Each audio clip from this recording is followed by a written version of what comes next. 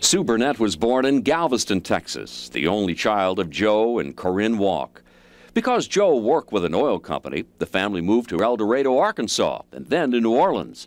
Sue enjoyed her time in New Orleans, even serving as a maid in the Mardi Gras Ball. Shortly thereafter, the family moved back to El Dorado, and for Sue, success was just beginning.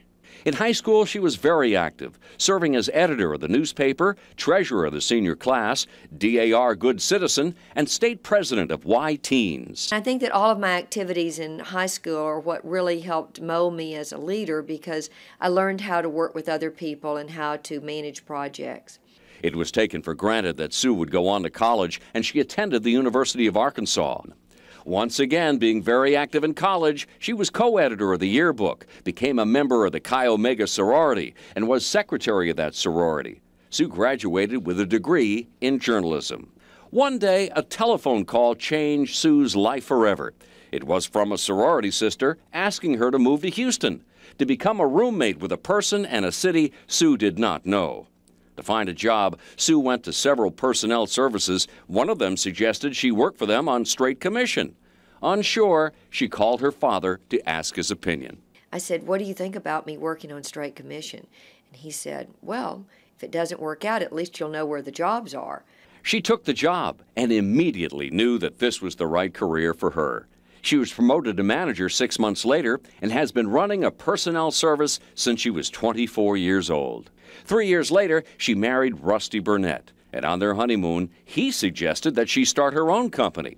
Well, Sue didn't realize that he was serious, and when he asked her again about starting a new company, Sue began to put together a plan.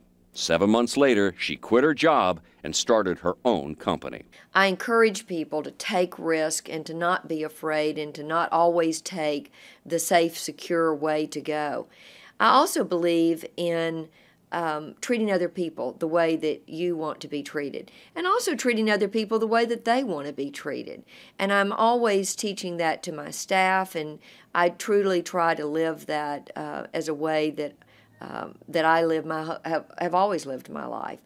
And I also believe that you should not ever consider failure, because I think that once you think that you're going to fail, you will. The rest is history. Today, Sue Burnett has been recognized for her tireless work in the community and has received numerous awards, as well as serving on the board of many organizations. Whether it's corporate, community, or most importantly, her family, Sue Burnett epitomizes dedication, devotion, and success.